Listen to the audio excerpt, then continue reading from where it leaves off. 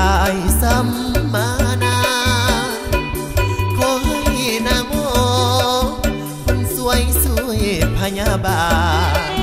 คิดว่าเมตตาสงสารสวยพยาบาลอายแน่ดวงใจ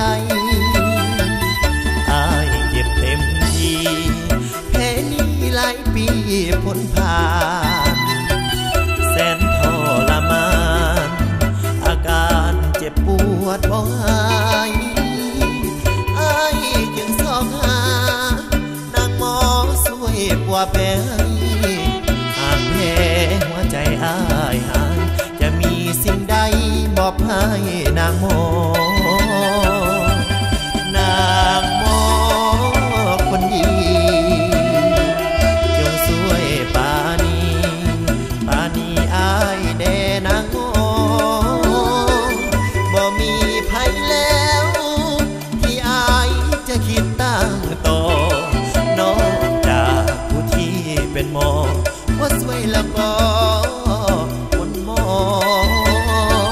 สวยเถิดนางหมอไอ้ของครั้งสุดท้าย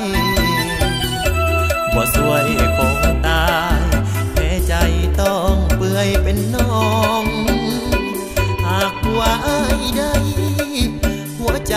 ขอมอบให้น้องหัวใจอายทั้งสี่ห้องให้นางหมอครองไว้จนวันตาย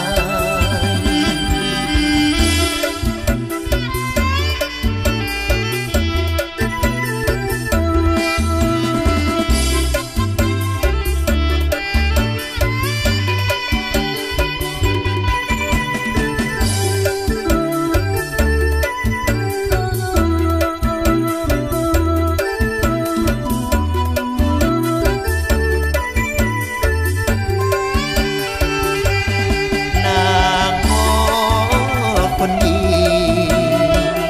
จงสวยปานีอายแด่นางหมอบ่มีภัยแล้วที่อายจะคิดตั้งต่อนอกจากผู้ที่เป็นหมอว่าสวยแล้วก็คนหมอสวยเถิดนางหมอไอ้ของครั้งสุดท้ายบ่สวยคงตายแพ้ใจต้องเปื่อยเป็นน้องหากว่าอายได้หัวใจขอมอบให้น้อง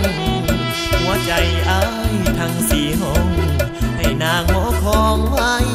จนวันตาย